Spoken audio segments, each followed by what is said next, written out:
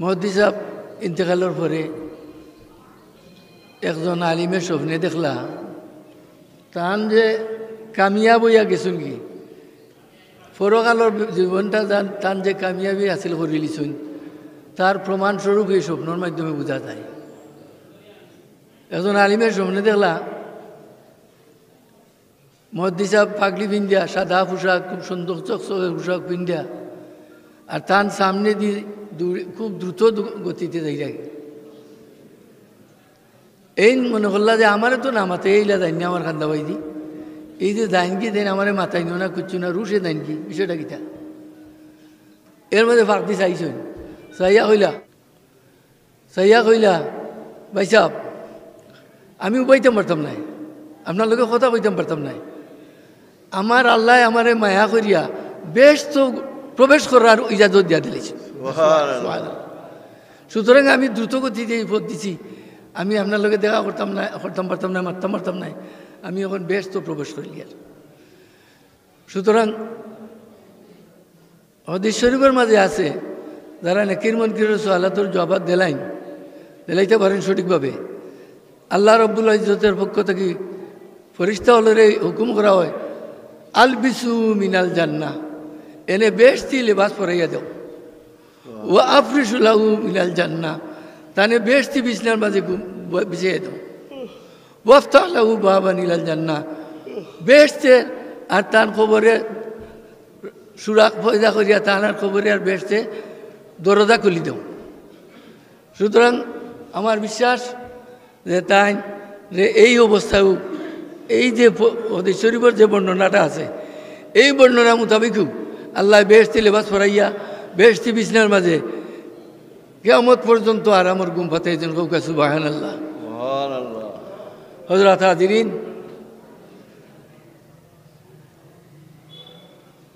আমরা অনেক মুহাদ্দিস দেখছি আর অনেক মুহাদ্দিসের অবস্থানও আমরা জানা আছে।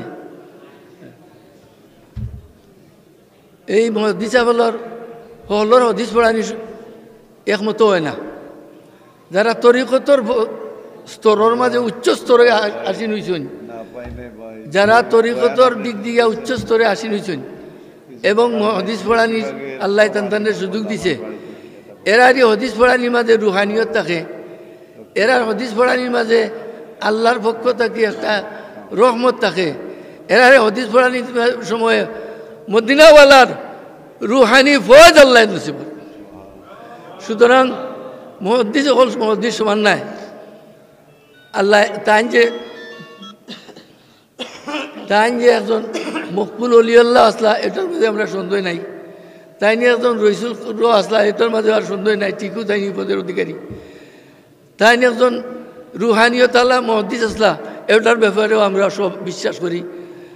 আর তান যে ফিরুতুনি যার মাঝে আসিল তাওয়াজু যার মাঝে আসিল মান তাওয়াজু লিল্লাহি রাফাহুল্লাহ রাসূলুল্লাহ ফরমাইছেন যে তাওয়াজু করে নিজরে অনুনয় বিনয় করিয়া চলে এই ব্যক্তির দরবারে আল্লাহ পালন করে দেয়। সুতরাং তাই তাওয়াজুওয়ালা একজন মানুষ আসলা এই হিসাবে তান সুনাম সারা বৃহত্তর সিলেট এবং সিলেটের বারাও বাংলাদেশের বিভিন্ন জায়গা তার সুনামটা ছড়াইয়া পড়ছে। 90-র দশক শাহজালাল পত্রিকা মুহাদ্দিস হুজুর আল্লাহ এটা সম্পাদক শাহজালাল পত্রিকাত আমি একটা প্রবন্ধ লিখছিলাম যাক এইটার নাম আমি কইতাম না। প্রবন্ধ লেখার পরে আমারে ভাইয়া কইলা ভাই সাহেব আপনার প্রবন্ধ পড়ছি আমিও কিছু লেখার আশা করে লিছি এখন বলে আচ্ছা লেখুকা ও তাই প্রবন্ধ লেখার পরে কিছুদিন পরেও মুহাদ্দিস হুজুরে আমার লাগাল ভাইয়া কইলা যে আপনার লেখাও আমি পড়ছি মনোযোগ দিয়া মুহাদ্দিস আলী আহমদ সাহেবের লেখাটাও মনোযোগ দিয়া পড়ছি বারবার পড়ছি সে কোন যুক্তিটা দিলা সে কোন দলিলটা দিলা সে কথাটা সুন্দরভাবে বাসাইলা এই আলোচ্য বিষয়টারে ফুটাইয়া খেয়ে তুললা কতটুকু আমি দেখে বড় খুশি হয়েছি।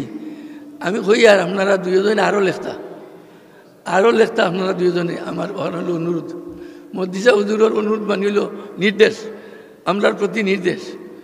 কিছুদিন পরে পত্রিকাটা বন্ধ হয়ে গেছিল কি যার কারণে আর তাইনও আর লিখতে পারছেন না এই পত্রিকার শেষ লেখা আমার আর তানও শেষ হয়েছে।